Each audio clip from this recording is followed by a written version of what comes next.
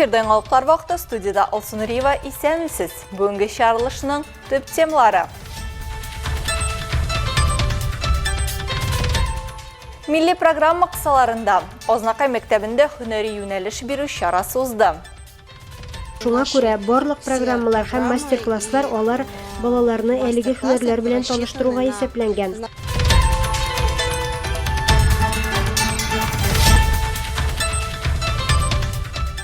Сиксән сигез иҗади коллектив бер сәхнәдә. Әлмәттә Сандугач Сойрар илем фестиваленең чираттагы бәйгесе үтте. Biz bugün матур итеп бейбез, bütün әйберләрне старайтып шәкбез, штаб беренче урын алырга.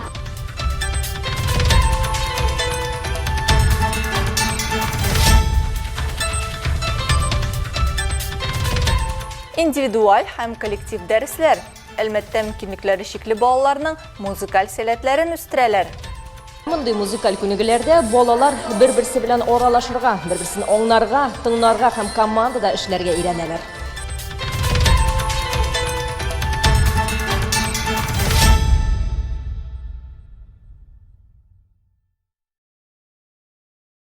Әлмәт районында 2025 елда безнең Ишегалды республика программасы кысаларында 51 Ишегалды территориясын төзекләндерү планлаштырыла. Бу максатларга республика бюджетыннан 474 миллион сумнан артык акча бүлеп бирелгән. Эшләр Ишегалларын комплекслы төзекләндерүне үз ишенә алачак. Юлларга һәм тротуарларга ремонт ясалачак, урамнарны яктырту урнаштырылачак, контейнер мәйданчыклары, эскәмияләр һәм чүп урыннары. Шулай ук балалар һәм спорт мәйданчыклары җиһазландырылачак. Төзелеш эшләре яңа юл төзелеш сезоны белән башланачак. Әмма Ишегалдын программага кертү өчен анда яшәүчеләрнең актив катнашуы мөһим шарт булып кала. Моның өчен милекчеләргә беркетмәләргә кул куярга һәм төзекләндерү схемасын расларга кирәк. Әгәр имзалар саны җитмәсә, әлеге участокта эшләр башланмаячак. Безнең Ишегалды программасы Татарстан Республикасы рәисе Рөстәм Миңнеханов инициативасы белән чыкты. Аны гамәлгә ашыруның 5 елында Әлмәт районында 300 Ишегалды территориясе төзекләндерелгән инде. Узган ел 36 Ишегалды 448 миллион сумга ремонтланган. Хакимият халыкны Ишегаллары уңайлырак һәм заманчарак булсын өчен карар кабул итүдә актив катнашырга чакыра.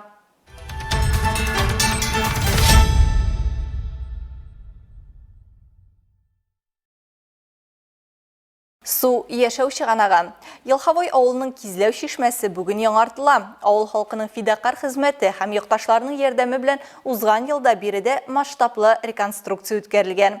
Чишмә инфраструктурасы 80нче еллардан сакланып калган. Елхавой авыл җирлеге башлыгы Алмаз Хәсәншин инициативасы һәм авыл халкының актив катнашуы белән узган ел чыганакларны ныгыту, территорияне чистарту һәм уңайлы ял мәйданчыгы булдыру буенча эшләр башкарылды. Яр буенда уңайлы беседка барлыкка килде. Киртәләр, яктырткыч утлар урнаштырылды. Чишмәгә төшү баскычы ремонтланды һәм уңайлы машина кую урыны ясалды. Авылдашлар һәм авылдан чыккан кешеләр дә зур ярдәм күрсәтә. Шулай Айрат Гайфетдинов әтисе истәлегенә чишмәне төзекләндерүдә зур ярдәм күрсәтеп, таш салуда катнашты. Реконструкцияның максаты кешеләрне берләштерү өчен урын булдыру дип уртаклаша Алмаз Хәсәншин. Монда авыл халкы бергә җыела, якындагы мәчеттән азан тыңлый, вакытларын тыныч һәм уңайлы шартларда үткәрә алачак. Ремонт эшләрен агымдагы елның 2нче кварталында дәвам итү һәм сентябрьгә тулысынча реконструкцияләүне төгәлләү планлаштырыла. Кизләү чишмәсен торгызу уртак тырышлыкның авылның йөзен үзгәртә алуның һәм яшәү өчен уңайлы мөхит булдыруның ачык мисалы.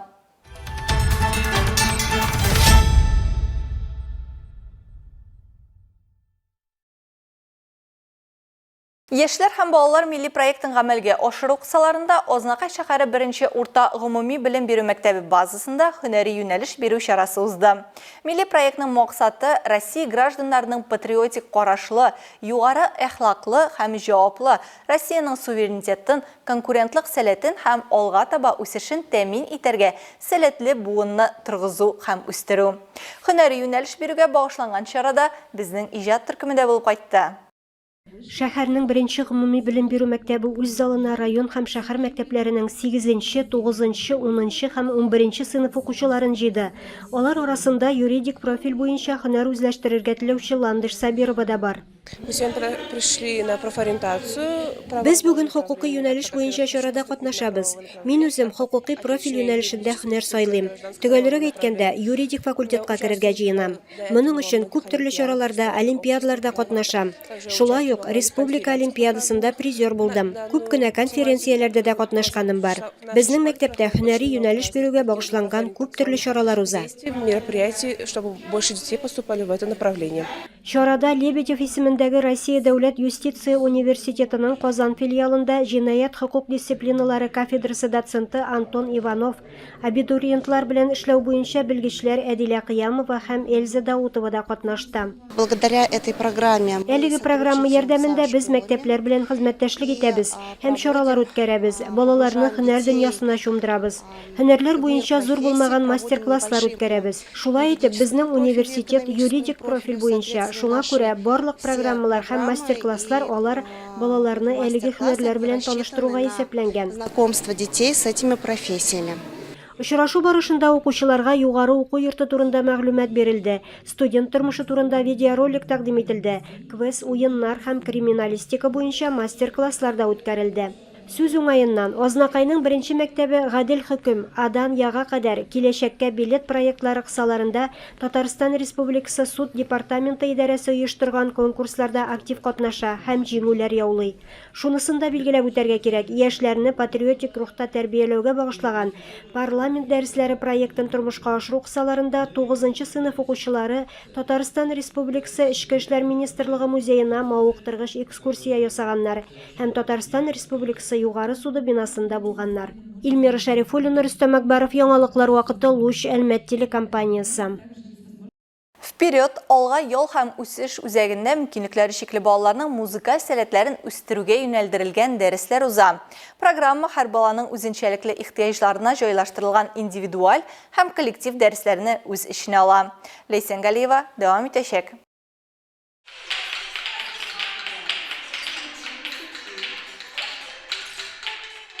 Алга үзәгендә һәр көнне тормыш итүгә яңа адым ясала. Аның тәрбияләнүчеләре өчен һәр яңа көн ачышлар һәм кечкенә җиңүләр белән тулы. Биредәге балалар тормышында музыка аерым урын алып тора. Монда ишетү сәләтен яхшырту һәм тавыш өстендә эшләү генә түгел, үсәргә, социализацияләнергә һәм үзеңне бәхетле хис итәргә ярдәм итүче көйләр туа. У меня занимается мальчик. Минем дәресләрдә церебраль параличлы малай шөгыльләнә. Аның сулышы бик авыр. Без махсус сулыш күнегүләрен кулланабыз. Шуның белән сулышны күнектердек һәм әнисе белән аның яхшы сулый башлаганына да игътибар иттек. Монда сулыш алу күнегүләре ярдәм итте һәм бу уңай очракларның әле берсе генә. Мама его заметила. Мы очень дули и в трубочки, значит, и салфетки сдували, и снежинки сдували. То есть тренировали дыхание, все происходит под музыку. Вот. И он начал хорошо просто выдыхать воздух. То есть это как тренировка, да, только дыхательной системы. Вот. Это один из случаев.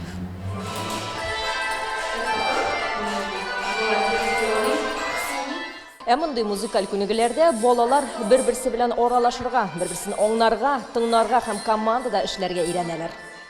Так, отлично. Азамат, шагай сюда. Хорошо. Артем, где сейчас Азамат стоял? Да, давай, хорошо, отлично.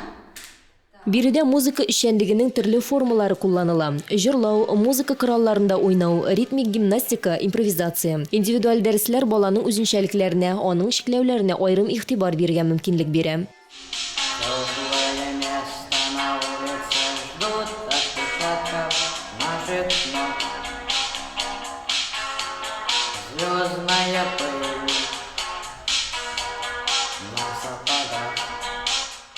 Кәрим Шәрипов бала чактан ук үзенең музыкаль таланты белән әти-әнисен гаҗәпләндерә. Хәзер Кәримгә 13 яшь һәм ул инде 2 ел вокал белән шөгыльләнә. Аның таланты төбәк һәм республика бәйгеләренең күпсанлы грамоталары белән расланган.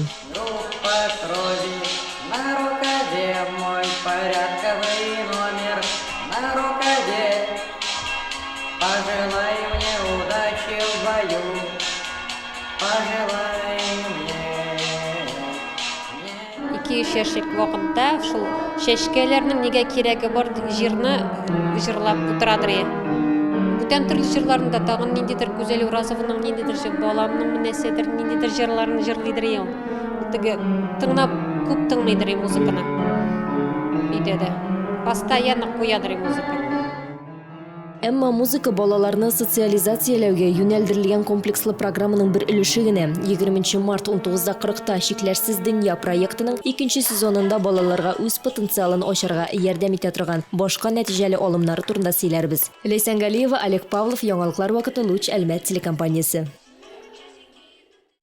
Талант диңгезе, энергия һәм иҗади табышлар. Татарстанның нефть төбәгендәге 15 торак пунктыннан 88 коллектив Татнефть компаниясе тарафыннан ел сайын уздырыла торган Сандугач сайрар илем фестивале кысаларындагы чираттагы бәйгедә катнашты.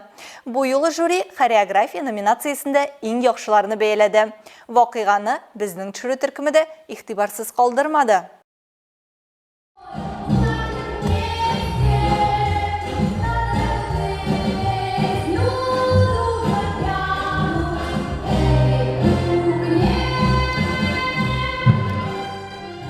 Сандугач сайрар илем фестивале иҗатның төрле юнәлешләрендә яңа исемнәр ача. 28 ел эчендә балаларның яраткан бәйгесе чын осталык мәктәбенә әверелә. Быел ул ике мөһим датага – Бөек Ватан сугышында җиңүнең 80 еллыгына һәм Татнефть компаниясенең 75 еллыгына багышланган. Гадәттәгечә хореография номинациясендә чыгышлар 6 стильдә бәяләнде. Жюри аеруча артистлыкка, башкару техникасына, номерлар куелышына һәм костюмнарның матурлыгына игътибар итте.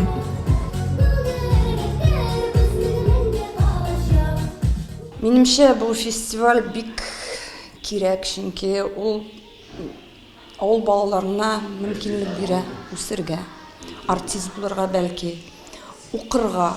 Шундый конкурслар булганга күрә, без бүген шундый матур артистлар билгелибез, күрәбез. Үскән балалар инде бүген бик зур артистлар, бу конкурстан чыккан балалар.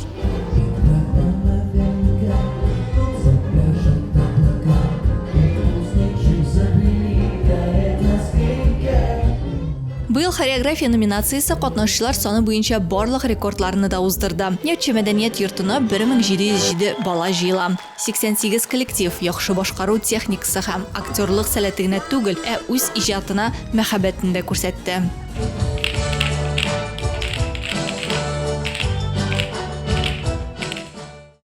Наша жизнь состоится на танцах. У нас каждый день танцы. Каждый день. Когда выходишь на сцену, ощущения такие, как будто бы в сказку попал. Начинается прям все так классно. Отдельный вайб.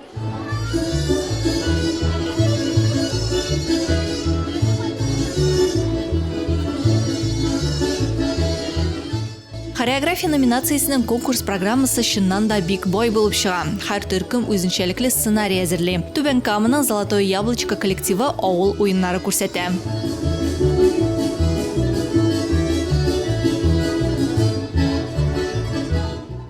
Смысл в том, что мальчики украли наши тыквы, которые мы сами вырастили, и весь танец мы пытаемся друг друга их отобрать. Девочки все-таки забрали тыквы у мальчиков и побежали за ними.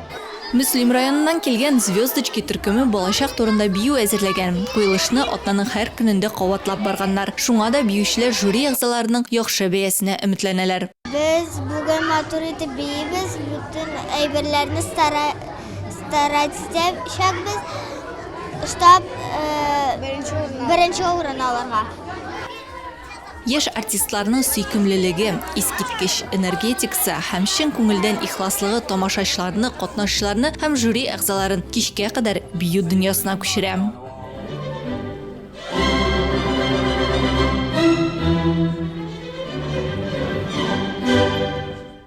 Здорово, что есть такие фестивали, на которых мы можем раскрыть свои таланты и умения. Чтоб на сцене повезло, мы ребята ничего, мы ребята просто Бүген жюри фикере буенча иң яхшы чыгышлар күрсәткән төркемнәр алга таба гала концертка юллама алачак.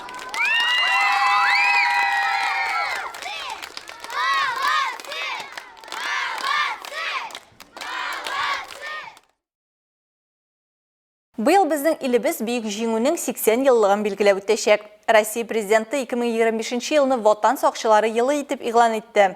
Шол оңайдан креатив процесслар фабрикасында біз жеңу варисары деп аталған концерт программасы тәқдим етілді. Қонақларны түрлі шырларының хәрби формасының тәсірлі экспозициясы қаршы алды. Бой іштеліклі һәм түрлі жанрдағы концерт программасы хәлек болғанлар истәлігіне ғырурлық һәм тирән хүрмәт хисе уятты. Бию номерлары, театраль куйылыш, суғыш һәм жеңу турында шиғырлар һәм жырлар яңғырады. Концерт қонақлар арасында суғышчан туғанлық ұйышмасы вәкилләре һәм хәрби хәрәкәтләрдә катнашучылар бар иде. Мы пригласили учеников старших классов, активистов молодежных наших подростковых клубов, студентов колледжей, вузов, для того, чтобы подготовиться к этой замечательной дате, 80-летию Победы. До нее осталось 60 дней. 60 дней для того, задуматься, узнать, прочесть, вспомнить о своих дедах, прадедах, понять значение Великой Победы в жизни каждого из нас.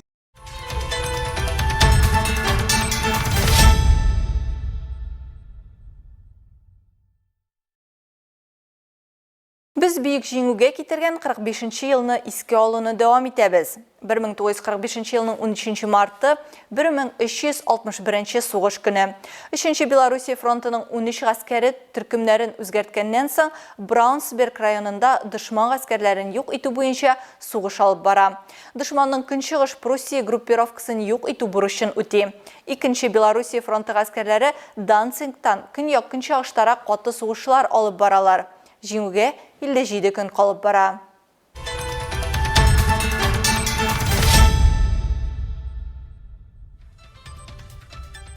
Бүгінгі шағылышта шолар еді. Мен Алсу Нұриева һәм монтаж операторы Динара Ғайнетдинова сіздің бе саулашабыз. Исән-аман болыңыз.